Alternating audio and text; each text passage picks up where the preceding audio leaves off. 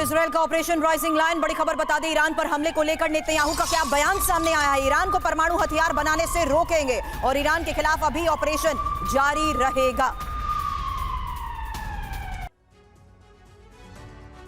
तो ईरान पर यह बहुत बड़ा हमला, और नेतन्याहू ने क्या कहा, डिटेल इंफॉर्मेशन, क्योंकि परमाणु कार्यक्रम रोकने के लिए इस हमले को अंजाम दिया गया है और ईरान के परमाणु ठिकानों पर यही वजह है करुणा कि हमलों को अंजाम दिया गया। बिल्कुल, आप देखिए परमाणु हथियारों के सबसे बड़े अड्डे पर हमला। आपको ध्यान है कि लगातार हम आपको जानकारी दे, नातांज पर अटैक किया गया।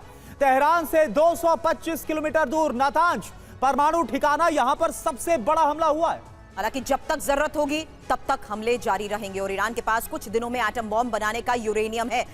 प्रोफेसर अमिताभ, समझाइए क्यों ये हमला किया जा रहा है। नेतन्याहू के बयान से समझ आता है, लेकिन ये कहना कि हमले लगातार जारी रहेंगे, ऐसे में ओवरऑल मिडिल ईस्ट के हालात को देखते हुए ईरान वर्सेस इजराइल क्या नतीजा निकलकर सामने आ सकता है? देखिए, ईरान अगर देखा जाए तो इजराइल के सामने मिलिटरली खड़ा नहीं हो पाएगा, क्योंकि ईरान के बहुत लिमिटेशंस है। एक तो उसके एलाइज जितने भी थे, जो एक्सिस ऑफ रेजिस्टेंस था, वो पहले ही खत्म हो चुका है। दूसरा, इजराइल बहुत कैपेबल है ईरान को पूरी तरह तबाह बर्बाद करने के लिए, और हमने देखा भी है इसके पहले जितने भी अटैक हुए थे, इजराइल ने बहुत सिलेक्टिवली उनके एयर डिफेंस सिस्टम को डिमोलिश किया था।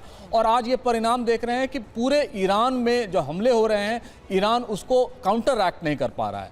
तीसरी सबसे बात, अगर ईरान अमेरिकन इंटरेस्ट पे अटैक करता है, इस समय 40,000 अमेरिकी सोल्जर्स वेस्ट एशिया की भूमि पर हैं। अगर इनके एक्सिस ऑफ रेजिस्टेंस का कोई भी अटैक भी होता है, अगर ईरान डायरेक्टली नहीं भी करे, तब अमेरिका सीधे उसका इंटरेस्ट इन्वॉल्व होगा। और अमेरिकन सोल्जर्स अगर मरते हैं, अगर उनकी डेड बॉडी अमेरिका में आती है, तो अमेरिका में कोहराम मचेगा जो ऑलरेडी मचा हुआ है। तो ऐसे में ट्रंप कभी भी डिफेंसिव नहीं दिखना चाहते हैं। इसका नतीजा क्या होगा, मैं ये समझ रहा हूं कि तेहरान भी इस समय बैकफुट पर है, क्योंकि वहां भी इंटरनल रिवोल्ट बहुत हो रहे हैं। जिस तरह से पूरी इंटेलिजेंस उनके सिस्टम को भेद चुकी है, उसको देख के यही लग रहा है कि ईरान इस समय डिफेंसिव रहेगा। लेकिन ईरान को अपनी जनता को दिखाना भी है। आयतुल्ला अली खामेनेई की उम्र 85 से ऊपर हो चुकी है, जो लीडरशिप शायद नहीं दे पा रहे हैं, उनकी टॉप लीडरशिप खत्म हो गई है।